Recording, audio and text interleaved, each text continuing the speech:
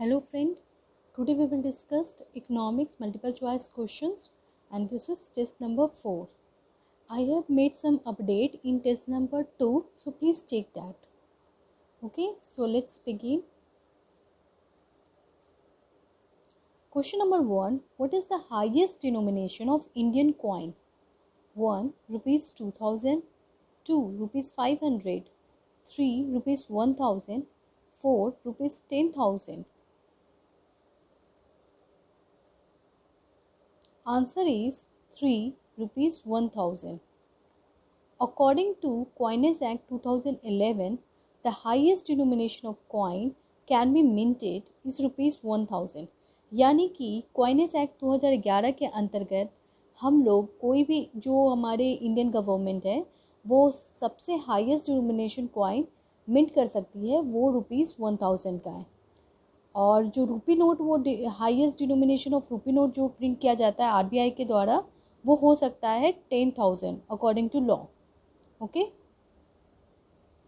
Reserve Bank of India बहुत सारे function को कंडक्ट करती है, जैसे मॉनेटरी मैनेज करती है, करेंसी मैनेज करती है, फॉरेन एक्सचेंज मैनेज करती है, फिनेंशियल सिस्टम मैनेज करती है, पेमेंट सिस्टम को मैनेज करती है और सबसे इम्पॉर्टेंट बात वो बैंकर है, सिर्फ बैंक की नहीं गवर्नमेंट ऑफ इंडिया की भी।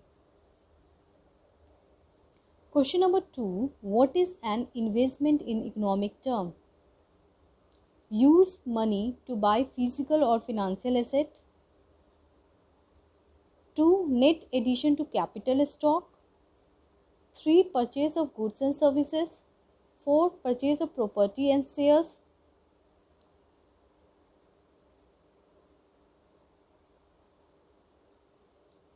The answer is 2. Net addition to capital stock. Investment का मतलब इकोनॉमिक टर्म में प्रॉपर्टी या शेयर को खरीदना नहीं होता है। इन्वेस्टमेंट का एक्चुअली मतलब होता है कैपिटल में एडिशन होना, कैपिटल स्टॉक में एडिशन होना, यानी कि कैपिटल स्टॉक का बढ़ जाना ही इन्वेस्टमेंट है। You can check page number 12 of introductory to macroeconomics. Question number 3.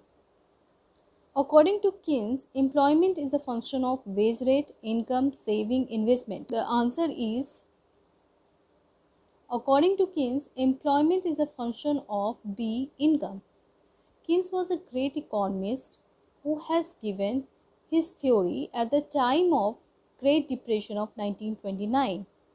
In his book, he explained the importance of government interference. And he has also explained about unemployment and employment.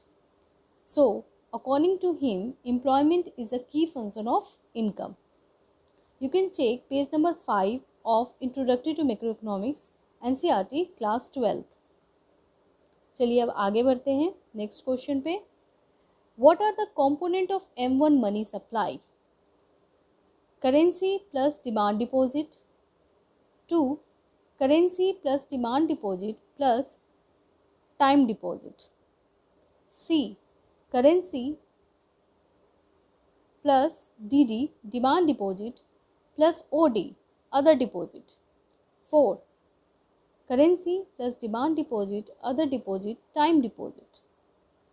तो M1 money supply किसको indicate करता है? सो What are the component of M1 money supply क्या होगा? 3 C plus DD plus OD.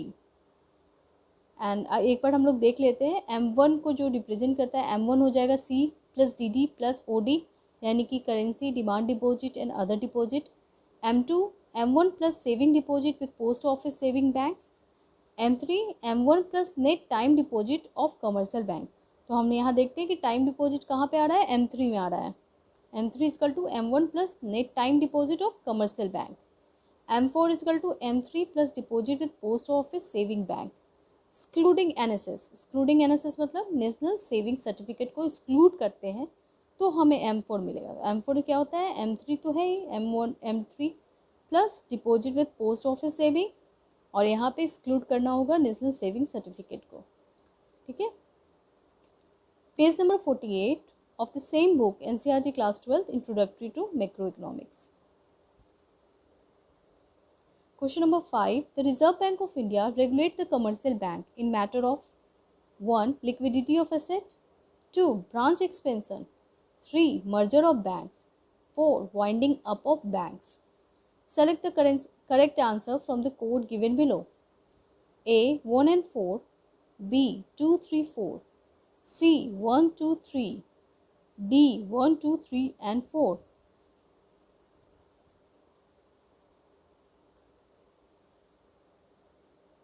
So the answer is D. 1, 2, 3, 4. Reserve Bank of India actually commercial bank के liquidity asset को भी देखता है, क्योंकि वही तो CARR रिपो रेट वगैरह डिटरमाइन करता है। फिर ब्रांच एक्सपेंशन को देखता है कि बैंक कहाँ कहाँ एक्सपेंड हो सकता है, merger of banks, winding up of banks. ठीक है, तो यहाँ पे बैंकिंग सिस्टम में इंडिया का हेड कौन है? Reserve Bank of India. और रिजर्व बैंक ऑफ इंडिया के अंदर कमर्शियल कोऑपरेटिव बैंक सब आते हैं। फंक्शन ऑफ RBI का अगर हम लोग फंक्शन देखें तो RBI मॉनिटरी मैनेजर करता है, फिनेंशियल सिस्टम को मैनेज करता है, फॉरेन एक्सचेंज मैनेजमेंट करता है, करेंसी मैनेजमेंट करता है, और जैसा कि अभी बताया कमर्शियल बैंक के लिए वो बैंकर भी है, banker to the banks and banker to the government of India. और पेमेंट सिस्टम जो होता है वो भी वही मेंटेन करता है। Number 6. Which of the following is or are correct? 1. All commercial bank are scheduled commercial bank, 2. All scheduled bank are public sector bank, A. 1 only, B. 2 only, C. 1 and 2 both, D. neither 1 nor 2. The answer is D. neither 1 nor 2. यानी कि दोनों ही statement गलत है। All commercial bank scheduled commercial bank नहीं होते हैं, सारे commercial bank scheduled commercial bank नहीं होते हैं। ठीक है, commercial bank scheduled commercial bank वो कमर्शियल बैंक होते हैं जो कि second schedule of RBI act of 1934 में आते हैं। कमर्शियल बैंक को डिवाइड किया गया है scheduled bank, commercial bank is divided into scheduled bank and non scheduled bank. ठीक है, और जो शेड्यूल्ड बैंक कौन होते हैं? जो second schedule of RBI act में आते हैं। पब्लिक सेक्टर बैंक क्या होता है? स्टेटमेंट नंबर 2 पे आते हैं। All scheduled bank are public sector bank. क्या सारे scheduled bank public sector bank होंगे? तो ऐसा नहीं है। पब्लिक सेक्टर बैंक वही होते हैं जिसकी ऑनरशिप 51% गवर्नमेंट का हो, यानी पब्लिक सेक्टर बैंक वही होंगे जिसका गवर्नमेंट ऑनरशिप कितना होना चाहिए? 50% से ज़्यादा, यानी 51% है।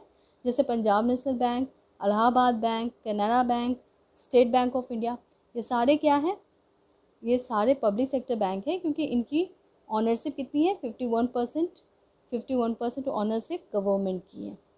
Okay, question number 7. Which of the following statement is true about commercial bank? 1. The interest rate paid by the bank to depositor is higher than the rate charge from the borrower. 2. The interest rate paid by the bank to depositor is lower than the rate charge from the borrower. 3. The bank must balance its lending activity so as to ensure that a sufficient funds are available to repay any depositors on demand. A. 1 and 3, B. 2 and 3, C. 1, 2, 3, D. none of the above.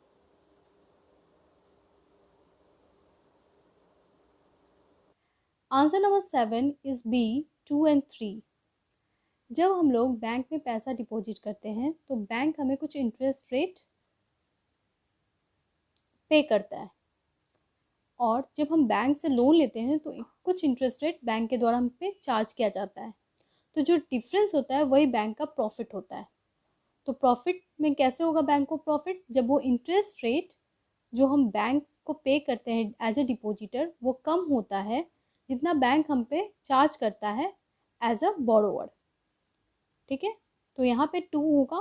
The interest rate paid by the banks to depositor is lower than the rate charged from the borrowers. Answer number 3 is also correct. Actually क्या होता है कि bank को ये ensure करना होगा कि जितना पैसा हम बैंक में डिपॉजिट कर रहे हैं वो हमें मिल जाए, तो इसीलिए बैंक में लेंडिंग एक्टिविटीज़ कंडक्ट की जाती है ताकि, और इस तरह से कंडक्ट की जाती है कि वो उसके पास कुछ बैलेंस होता है ताकि जब भी डिपॉजिटर डिमांड करे तो वो पैसा उसे मिल जाए। क्योंकि डिमांड जो होता है, डिमांड डिपॉजिट क्या होता है? बैंक का लाइबिलिटी होता है। इसलिए बैंक को कुछ पैसे तो रखने पड़ते हैं अपने पास।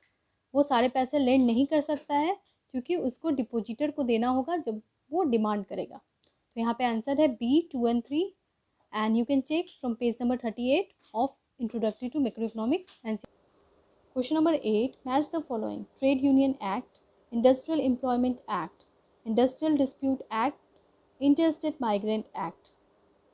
A 1 and B 2A 3D 4C, B 1B 2D 3A 4C, C 1C 2B 3D 4A, D 1B 2A 3C 4D। तो यहाँ पे मेंशन है trade union act 1947, industrial employment act 1926, industrial dispute act 1979, interest migrant act 1946। तो अगर आपको एक भी सही होगा ना, एक भी आपको ध्यान होगा, एक या दो, तो आप इसको बना लोगे। तो देखिए इसका सही आंसर क्या है। The answer is B 1B यानी कि ट्रेड यूनियन एक्ट कब आया था 1926 में। 2 का डी इंडस्ट्रियल एम्प्लॉयमेंट एक्ट कब आया था 1946 में। 3 का ए इंडस्ट्रियल डिस्प्यूट एक्ट कब आया था 1947 में। और इंटरस्टेट माइग्रेंट एक्ट 1979 में। ये मैंने एक्सप्लेन किया है नवंबर मैगजीन में भी, वहाँ भी आप अच्छे से डिटेल में जान सकते हो। Trade union act 1926, industrial employment act 1946, industrial dispute act 1947। Question number 9 PM cares COVID-19 active response and expenditure support is an institute of which of the following? A Asian Development Bank, B New Development Bank, C African Development Bank, D World Bank. The answer is A Asian Development Bank। PIB 28 April 2020 को announce हुआ। PIB में Asian Development bank India को 1.5 billion दे रहा है COVID-19 के against fight करने के लिए, किसमें? PM केयर्स में। तो इस तरह से वो सपोर्ट कर रहा है इंडिया में fight against COVID-19। Asian Development bank के बारे में जानते हैं। ये एक रीजनल डेवलपमेंट बैंक है जो कि 19 दिसंबर 1966 को बनाया गया था। इसका हेडक्वार्टर कहाँ है? मैनीला, फिलीपींस में, जो कि बहुत ही इम्पॉर्टेंट है, याद रखिएगा। और याद रखिए ये जो एशियन डेवलपमेंट बैंक है ये एशिया और पैसिफिक डेवलपमेंट के लिए पार्टिकुलरली बनाया गया है। और ये इसमें जो भी मेंबर हैं यूनेस्कैप के यानी United nation of economic and social commission for Asia and Pacific and non regional development countries, ये सारे इसके मेंबर हैं। ये जो मेन रोल है यही कि रिड्यूस करना है पॉवर्टी एशिया और पैसिफिक रीजन में, और उनको हेल्प करना है इंफ्रास्ट्रक्चर डेवलपमेंट में, हेल्थ केयर सेक्टर में। तभी तो COVID-19 पे हमें मिला फंड। इन्वायरमेंट प्रोटेक्शन के लिए, फिनेंशियल सर्विसेज के लिए हेल्प करती है एशियन डेवलपमेंट बैंक। इसमें सबसे ज़्यादा जो वोटिंग राइट अधिकार दिया गया है वो जापान को है, 15.6 है। उसके अलावा USA को भी सेम है, 15.6 है। चाइना को 6.4 है और इंडिया को 6.3% वोटिंग राइट है। और याद रखिएगा जो बहुत इंपॉर्टेंट है, इंडिया इसका फाउंडिंग मेंबर है। एशियन डेवलपमेंट बैंक में टोटल मेंबर होते हैं 19 और इसके प्रेजेंट प्रेसिडेंट है मसत्सुको अस्कावा। मसत्सुको अस्कावा इसके प्रेजेंट प्रेसिडेंट है। Question number 10. Which of the following statements are correct with the recent changes taken in banking? 1. Total number of banks reduced to 12 from 22 2017. तो 2017 में टोटल नंबर ऑफ बैंक 22 है जो कि reduce होकर 12 हो गया है। Statement number 2. Indian Bank merge to Allahabad Bank and become 6th largest public sector bank of India. The answer is D neither 1 neither 2। क्यों? क्योंकि टोटल नंबर ऑफ बैंक जो है वो 12 तो रिड्यूस्ड हुआ है, सही है, लेकिन वो 22 नहीं हुआ है। कितने हुए हैं? 27 बैंक थे 2017 में, ठीक है, और वो रिड्यूस्ड होके कितने हो गए हैं? 12। और सेकेंड स्टेटमेंट भी गलत है क्योंकि ये 6th नहीं 7th largest public sector bank बना है। तो इंडियन बैंक मर्ज तो हुआ है इलाहाबाद बैंक से, लेकिन ये 6th नहीं 7th largest public sector bank हो गया अब इंडिया का, ठीक है। तो इसीलिए स्टेटमेंट नाइदर 1 और नाइदर 2 होगा। Explanation: 10 public sector banks merged into 4 on August 2019. The government has announced in series of merger including public sector bank on Friday. और ये कब 27 से कितने हो गए 12 हो गए। Bank to be merge: Punjab National Bank में ओरिएंटल बैंक ऑफ कॉमर्स और United Bank of India merge हो गया है और Punjab National Bank second largest public sector bank बन गया है। कैनरा बैंक और सिंडिकेट बैंक मिल गया है, तो कैनरा बैंक और सिंडिकेट बैंक अब एक बैंक हो गया है और ये 4th largest public sector bank बन गया है। Union bank of India, Andhra bank and corporation bank, ठीक है। तो यूनियन बैंक ऑफ इंडिया में आंध्रा बैंक और कॉरपोरेशन बैंक मर्ज हो गया है और अब ये बन गया है 5th largest public sector bank. Indian Bank मर्ज हो गया इलाहाबाद बैंक में। इलाहाबाद बैंक जो है नॉर्थ इंडिया में है और इंडियन बैंक साउथ इंडिया में, तो इस तरह से आप याद रख सकते हो कि साउथ इंडिया का जो बैंक है वो नॉर्थ इंडिया में मर्ज हो गया, यानी कि इंडियन बैंक मर्ज हो गया इलाहाबाद बैंक में और बन गया है 7th largest public sector bank. Coverage: national income accounting NCERT class 12 chapter को कवर किया गया है। मनी एंड बैंकिंग चैप्टर को कवर किया गया है। प्रीवियस ईयर्स के कुछ क्वेश्चंस को कवर किया गया है और रिसेंट इकोनॉमिक करंट अफेयर को कवर किया गया है द हिंदू पीआईबी पीआरएस से। और जो नेक्स्ट वीडियो होगा वो भी मनी एंड बैंकिंग पे आधारित होगा। Okay, so thank you and please like and subscribe my channel and also give comment